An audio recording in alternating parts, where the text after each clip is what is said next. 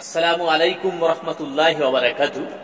অবশ্যই ভিডিওটা টানবেন না, কমেন্ট করে জানাবেন বাংলাদেশের বিচার ব্যবস্থা আপনার কেমন লাগে।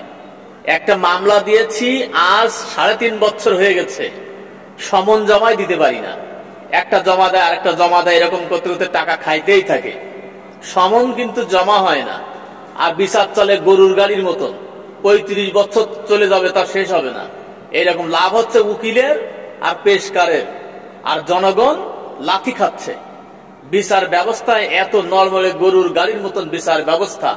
তা যা বলতে চাচ্ছিলাম, বাংলাদেশের বর্তমান ক্ষমতা আছে ইউনূস সরকার, ইনি কি ঘুমায় ঘুমায় দেশ চালাচ্ছে? এটা বুঝে আসে না।